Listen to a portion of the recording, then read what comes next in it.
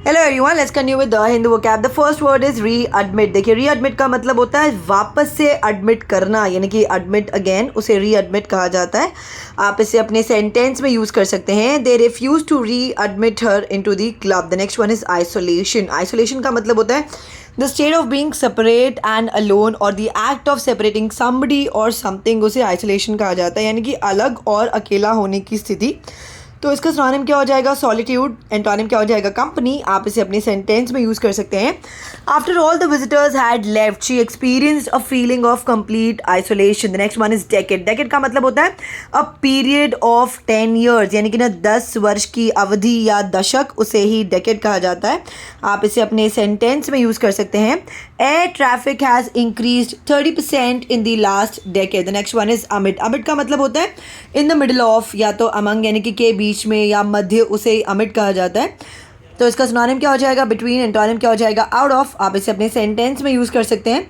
The president cancelled his visit amid speculation that his health was failing. The next one is repression. देखिए, repression का मतलब होता है to use force to restrict people and control a society और other group of people, उसे ही repression कहा जाता है।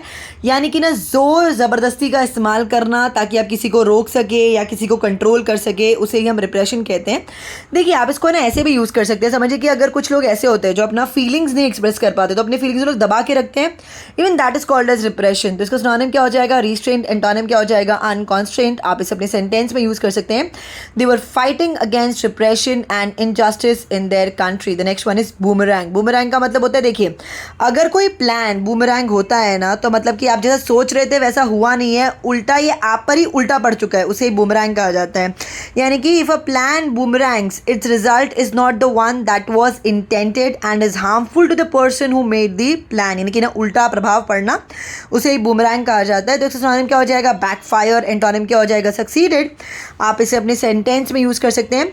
Criticism can sometimes boomerang against the accuser. The next one is expel. Expel का मतलब होता है forced to leave और move out, यानी कि निकाल देना, उसे expel कहा जाता है। तो इसका सिनोनिम क्या हो जाएगा? ejected और dismissed। एंटोनिम क्या हो जाएगा? admitted। आप इसे अपने सेंटेंस में यूज कर सकते हैं। He was expelled from his native country. The next one is refugee. Refugee का मतलब होता है refugees are people who have been forced to leave their homes, यानी कि ना ये वो लोग होते हैं जिन्हें ज़बरदस्ती अपना घर छोड़ना पड़ता है या अपना देश छोड़ना पड़ता है, क्योंकि वहाँ पे या तो वॉर चल रहा है या तो किसी पॉलिटिकल या रिलीजियस बिलीफ की वजह से, उसे रेफ्यूजी कहा जाता है। यानी कि भोजन के अभाव अथवा युद्ध की स्थिति में अथवा राजनीतिक या धार्मिक कारणों से देश छोड़ने को विवश व्यक्ति, उसे हम रेफ्यूजी कहते हैं। तो इसका सिनोनिम क्या हो जाएगा? इमिग्रेंट। एंटोनिम क्या हो जाएगा? सिटीजन। आप इसे अपने सेंटेंस में यूज कर सकते हैं। Many of the refugee villages are in isolated areas. The next one is battered. देखिए, battered का मतलब होता है कोई चीज़ अगर battered है ना, तो मतलब कि वो बहुत ही पुराने और पुअर कंडीशन में है, क्योंकि उसका बहुत ज़्यादा इस्तेमाल हो चुका है, उसे battered कहा जाता है, यानी कि ना घिसा पिटा। तो इसका सिनोनिम क्या हो जाएगा? smacked। आप इसे अपने सेंटेंस में यूज़ कर सकते हैं। He drove up in a battered old car. The next one is devastating. Devastating का मतलब होता है that destroys something completely, यानी कि जो पूरी तरीके से किसी चीज़ का विनाश कर दे, उसे devastating कहा जाता है। तो सिनोनिम क्या हो जाएगा? डिजास्ट्रस। एंटोनिम क्या हो जाएगा? Non destructive. आप इसे अपने सेंटेंस में यूज कर सकते हैं। It was a devastating flood. The next one is Jio political. देखिए, इसका मतलब होता है the study of how geography and economics have an influence on politics and on the relations between nation, उसे जियो पॉलिटिकल कहा जाता है। तो इसका सिनोनिम क्या हो जाएगा? World politics. आप इसे अपने सेंटेंस में यूज कर सकते हैं। Geopolitical risk is not limited to globally networked industries. The next one is rapprochement. Rapprochement का मतलब होता है, देखिए, समझिए कि दो जन के बीच में ना काफ़ी लंबे समय से ना लड़ाई चल रही है, ठीक है, या दो देशों के बीच में काफ़ी लंबे समय से लड़ाई चल रही है। अब उसके बाद अगर उन लोग अपना लड़ाई झगड़ा भूल जाने के बाद अगर उन लोग वापस है ना फ्रेंड्स बनते हैं ना, तो उसे रेप्रोशमा कहा जाता है। यानी कि a situation in which the relationship between two countries और group of people become more friendly after a period of time when they were enemies, यानी कि ना झगड़ा करने के बाद उन लोग ना ज़्यादा गहरे मित्र बन जाते हैं, उसे रेप्रोशमा कहा जाता है। यानी कि दो समूह और या देशों के बीच लंबी शत्रुतापूर्ण अवधि के बाद जो मैत्री होती है ना उसी हम रेप्रोशमा कहते हैं। तो इसका सिनोनिम क्या हो जाएगा? हार्मनी। एंटोनिम क्या हो जाएगा? डिसएग्रीमेंट। आप इसे अपने सेंटेंस में यूज़ कर सकते हैं। Officials hope that these talks will lead to a rapprochement with the rebels. The next one is gesture. Gesture का मतलब होता है something that you do that shows other people what you think और feel, यानी कि ना विचार या भाव के प्रदर्शन हेतु कोई क्रिया, उसे जेस्चर कहा जाता है। तो इसका सिनोनिम क्या हो जाएगा? रिमाइंडर और एक्सप्रेशन। एंटोनिम क्या हो जाएगा? स्पीच। आप इसे अपने सेंटेंस में यूज़ कर सकते हैं।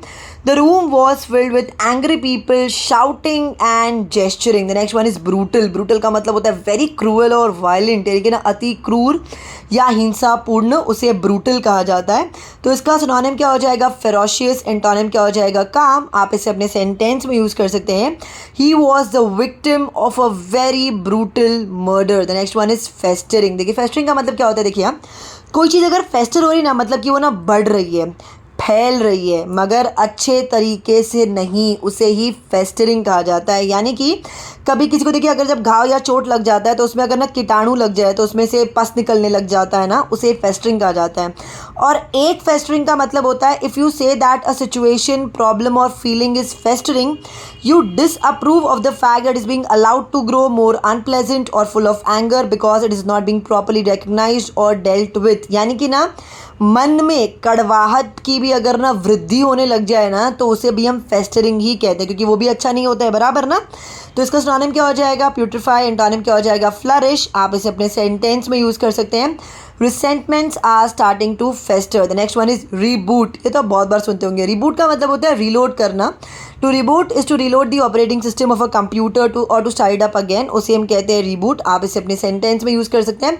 Just reboot the system and try again. The next one is stranded. Stranded का मतलब होता है किसी को ना किसी ऐसी जगह पर छोड़ देना जहाँ से निकल पाना बहुत ज़्यादा मुश्किल हो, उसे स्टैंडर्ड कहा जाता है। यानी left in a place that you not get away from. तो इसका सिनोनिम क्या हो जाएगा? हेल्पलेस। एंटोनिम क्या हो जाएगा? फाउंड। आप इसे अपने सेंटेंस में यूज़ कर सकते हैं।